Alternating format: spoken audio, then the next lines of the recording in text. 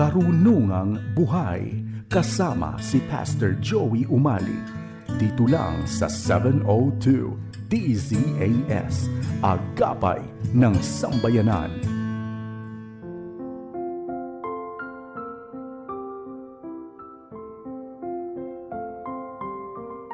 Pastor Joey Umali, samahan mo kami rito sa Karunungang Buhay. Isang mapagpalang araw sa iyo, kaibigan. Purihin natin ang Panginoon sa muli nating pagniniig dito sa ating lingguhang programang Karunungang Buhay. Nais ko munang bumati bago tayo magpatuloy. Advance Wedding Anniversary sa aming mapamangkin na sina Justin at Maandungo. Happy listening to Candice Enriquez sa MJCN Class 75 sa St. Clair School, The Barcads ng aking wife na si Ate Digna, mga Pastors Associations na kapartner ng Faith International Society of Hope for Empowerment and Renewal, mga members ng BOT ng Bulacan Ecumenical School sa Malolos City, sa St. Anthony Academy of Bulacan faculty and staff, kay Pastor June Reliorta at staff ng Norwegian Mission Alliance Philippines, sa North Bulacan District ng UMC Clergy Spouses Association, and sa aming beloved Dabarkads. Nais kong pag-usapan natin ang 6 na alituntunin ng pagkakaroon ng matagumpay na pamumuhay, kung paano natin maangkin ang magandang bukas. Ang mga alituntuning ito'y kukunin natin sa Mateo 21:1 hanggang 13 na tungkol sa matagumpay na pagpasok ni Jesus sa Jerusalem. Hayaan ninyong basahin ko ang Filipino Standard Version ng Mateo 21:1 hanggang 13. Nang malapit na sila sa Jerusalem at nakarating sa Betfage sa bundok ng mga Olibo, si Jesus ay nagsugo ng 2 alagad. Sinabi niya sa kanila, "Pumunta kayo sa susunod na nayon at kaagad kayong makakakita ng isang inahing asno na nakatali at may kasamang isang bisiro. Kalagan ninyo at dalhin dito sa akin. Kung may magsasabi sa inyo ng anuman, sabihin ninyo, kailangan sila ng Panginoon, at kaagad niyang ipapadala ang mga iyon." Nangyari ito upang matupad ang pahayag sa pamagitan ng propeta na nagsasabi, "Sabihin ninyo sa anak na babae ng Sion, pagmasdan mo, ang iyong hari ay dumarating sa iyo, mapagpakumbaba at nakasakay sa isang asno, at sa bisiro ng isang inahing asno." Pumunta nga ang mga alagad at ginawa kung ano ang ipinagbilin sa kanila ni Jesus. Dinala nila ang inahing asno at ang bisiro at isinapi nila sa ibabaw ng mga ito ang kanilang mga balabal. At doon ay naupo siya. Karamihan sa mga tao ay naglatag ng kanilang mga balabal sa daan at ang iba'y pumutol ng mga sanga sa mga puno at ikinalat ang mga ito sa daan. At ang napakaraming taong nauuna sa kanya, pati ang mga sumusunod sa kanya ay nagsigawan na sinasabi, "Hosana sa anak ni David! Pinagpala ang dumarating sa pangalan ng Panginoon! Hosana sa kataas-taasan!" Pagpasok niya sa Jerusalem, ay nagkagulo sa buong lungsod. "Sino ba ang taong ito?" tanong ng mga ito. Sinabi ng marami, siya ang propetang si Jesus na taga Nazaret ng Galilea. Sapagkat ang pag-uusapan natin ay tungkol sa matagumpay na bukas, gagamitin natin ang acronym na FUTURE sa ating pagbubulay-bulay. F stands for following the humbled Christ. Importanteng kilala mo ang Diyos na iyong sinasamba at pinaglilingkuran, sapagkat kung ano ang Diyos na sinasamba mo, magiging ganun ka. Kaya kung ang sinasamba mo na parang Diyos ay ang pera, abay, magmumukha kang pera. Sa India, merong isang tribo na ang sinasamba ay Diyos ng pakikiapid. Diyos na mahilig sa sex. Kaya doon sa tribong yon ay ang pangunahing katangian ng mga tao, lalo na mga lalaki, ay yung nakikiapid. Ang isang general, kapag pumapasok sa lungsod na nasakop ng kanyang mga kawal, ay sumasakay sa isang kabayong panggera bilang simbolo ng kapangyarihan. Ngunit si Jesus, nang pumasok sa Jerusalem, ang sinakyan niya ay isang asno bilang simbolo ng pagpapakumbaba. Ang sinasamba natin ay isang Diyos ng pagpapakumbaba, kaya't kailangan din tayong maging mapagpakumbaba. Wika ni Scottish theologian William Barclay, Christian humility is based on the sight of self, the vision of Christ, and the realization of God. Ang humility, ang tinatawag na virtue of all virtues. Kaya naman ang buong buhay ng ating Panginoong Hesus ay inilarawan ng pagpapakumbaba. Ang kanyang motto ay ito, be last to be first, be a servant to be a leader. Letter U stands for unity of faith in Christ. Ang pinakamatibay na pagkakaisa ay ang pagkakaisang bunsod ng iisa't magkatulad na pananampalataya. Ganito ang wika sa Efeso 4:13.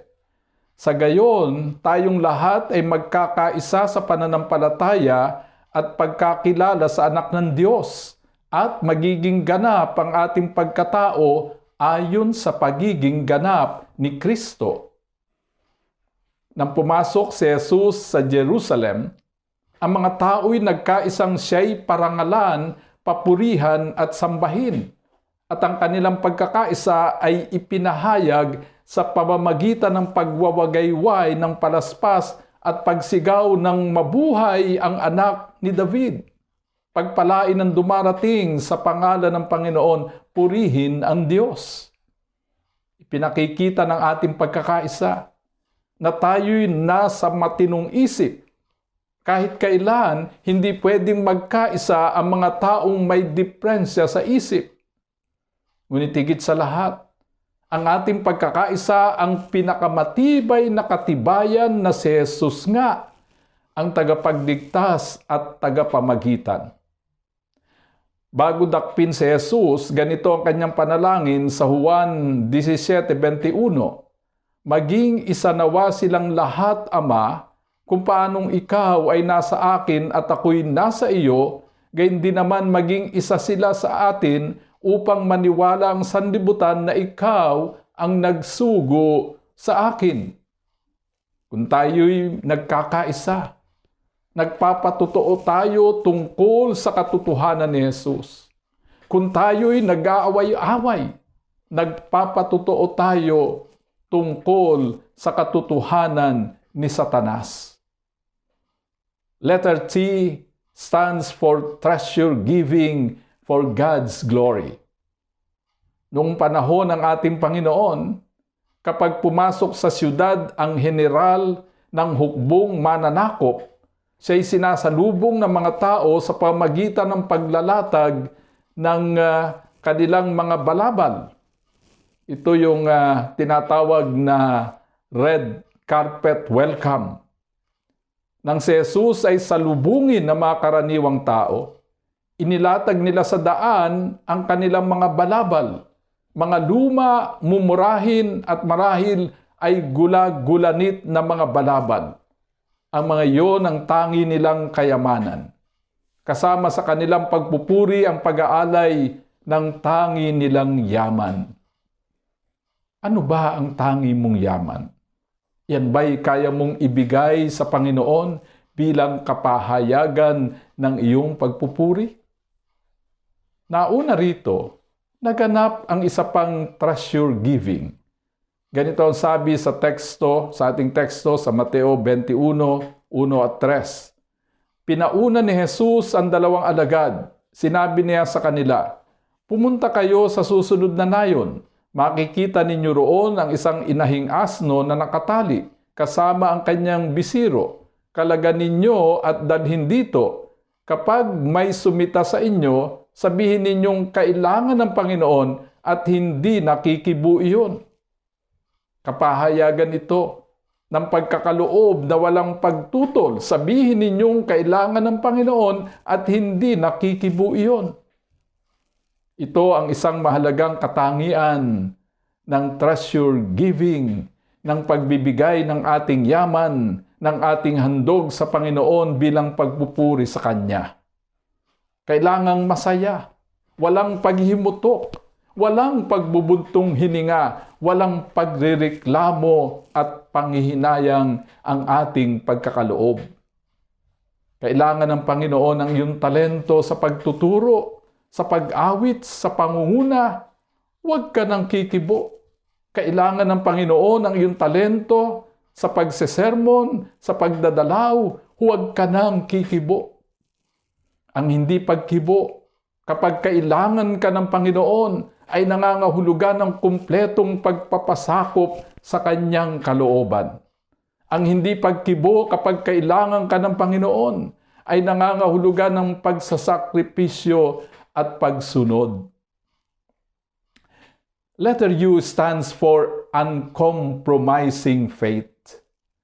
Pagkatapos na si Jesus ay salubungin at ipagbunyi ng mga tao, naganap ang isa sa madulang kasaysayang naisulat tungkol sa kanyang buhay, ang paglilinis ni Jesus sa templo.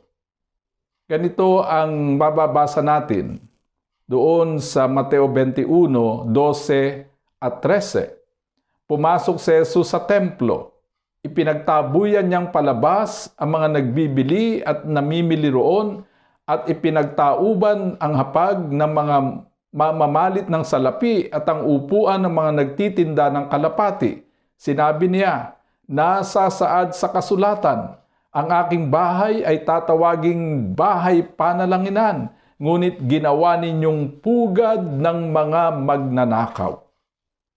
Kanina, pinag-usapan natin na kapag kailangan ka ng Panginoon, ay huwag ka nang kikibo. Ngunit dito sa pag-uusapan natin, kailangan kang kumibo kapag ang nakataya ay ang kapurihan ng Diyos.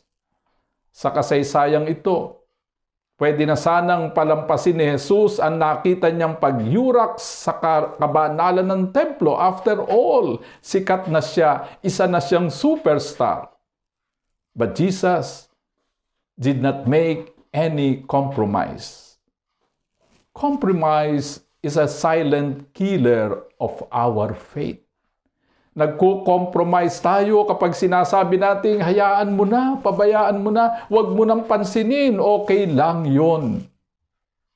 Sa compromise ay pinalalampas natin ang mga bagay na hindi karapat-dapat for our convenience. Ngunit hindi natin namamalayan, ay isinusuko na natin ang pinakaubod ng ating pananampalataya. One meaning of compromise is to surrender. In compromise, we surrender the very essence of our faith. Letter R stands for rejoice always.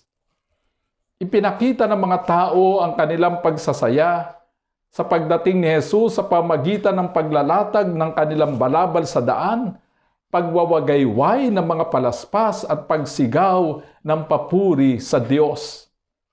Kung si Jesus ay totoong dumating na sa iyong buhay, mangingibabaw sa iyo ang panloob na kagalakan, internal joy. Ang sasa iyo ay hindi lamang happiness, kundi joy. Happiness depends on happenings. Maligaya ka dahil sa magagandang pangyayari. Ngunit ang joy ay nakadepende kay Kristo. Maligaya ka dahil sa kaugnayan mo kay Jesus. Maligaya ka dahil natitiyak mong ang Diyos ay lagi mong kasama maging sa may hirap na sitwasyon ng buhay. Ang tunay na gloria, kapatid, ay nagaganap sa gitna ng Kalbaryo. Ganito ang sabi ni Pablo sa Efeso 4:4. Habang siya'y nakapiit sa bilangguan, magala kayong lagi sa Panginoon. Inuulit ko, magala kayo. Ito'y sinasabi ng isang taong nakabilanggo at pinarurusahan. Magalak kayong lagi sa Panginoon. Remember this. We are not children of the crucifixion. We are children of the resurrection. Tulad ng mga taong sumalubong sa pagdating ni Jesus, hubarin mo ang balabal ng iyong pagkasiphayo at pagkatakot. Lay them down to Jesus. Iwagayway mo ang palaspas ng pag-asa tungo sa magandang kinabukasan. In Jesus, your hope is always alive. Ipagbunyi mo ang pangalan ng Panginoon. In Jesus' name, God will open to you the gates of heaven. Letter E stands for evangelize now. Ang pinakamabisang evangelistic tool ay ang halimbawa ng ating mga buhay. Ang pinakamakapangyarihang sermon ay ang sermon ng ating mga buhay. Ang pinakamagandang sali ng Biblia ay ang ating mga buhay. Maaaring tayo lamang, ikaw lamang, ang Bibliang mababasa ng mga tao. We must live a life that provokes people to ask questions. Tingnan ninyo ang sabi doon sa Mateo 21:10. Pagpasok ni Jesus sa Jerusalem, nagulo ang buong lungsod. Sino kaya ito? Tanong nila. Jesus made a difference. Kaya't ang mga tao'y nagtanong, are we making any difference? Napapansin ba ng mga tao ang ating kaibahan kung kaya't sila'y nagtatanong? Sino ka ba? Sino ba ang mga taong ito? Kung ang mga kapitbahay ninyo ay nagtatanong ng ganito, bakit ba ang galing mong magdala ng problema? Ano ba ang sikreto ng iyong pagtatagumpay? Bakit ba ang babait ninyo? Kapag itinatanong nila ang mga tanong na ito, matuwa kayo. Sapagkat ang ibig sabihin niyan, you are making a big difference. You are making a difference for the glory of God. Ituloy natin ang pagbasa sa Mateo 21:10 at 11. Pagpasok ni Jesus sa Jerusalem, nagulo ang buong lungsod. Sino kaya ito? Tanong nila. Si Jesus, ang propetang taga Nazaret, Galilea, sagot naman ng karamihan. We must live a life that provokes people to ask questions for which the answer is Jesus. That is evangelism. Kapag itinanong ng tao, bakit ba ang galing mong magdala ng problema? Ang sagot mo ay hindi nag-aral ka kasi ng psychology. Ang sagot mo ay sapagkat binibigyan ka ng lakas ni Jesus. Kapag itinanong ng tao, ano ba ang sikreto ng iyong pagtatagumpay?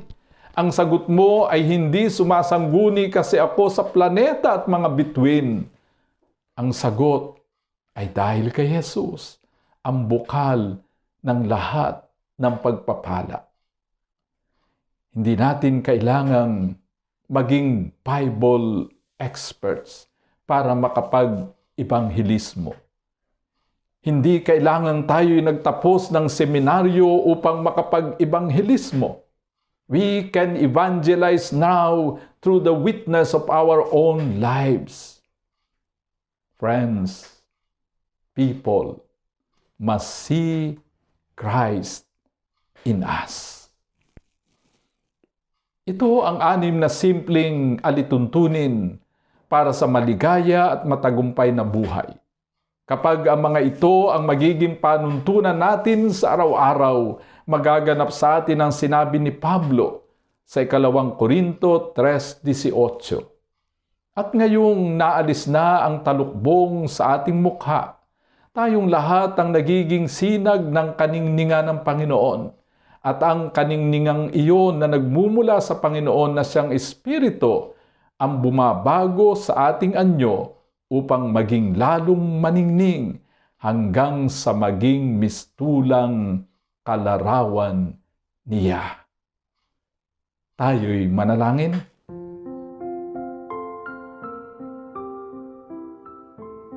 O banal naming Ama, salamat po sa mga simpleng alituntuning ito na kung aming gagawin at isa sa buhay, ay magiging tagumpay ang aming buhay para sa iyong karangalan.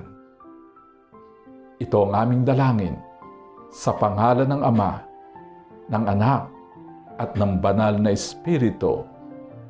Amen. Maraming salamat sa iyong pakikinig. Hanggang sa susunod na linggo, tandaan mo, mahal ka ng Diyos kahapon, ngayon, at bukas. Pastor Joey Umali, nagpapasalamat sa iyong pakikinig dito sa Karunungang Buhay. Hanggang sa susunod na linggo, tandaan, ang salita ng Diyos ay karunungang buhay at tanglaw sa ating landas, isa-isip at isa-buhay para sa matagumpay na pamumuhay.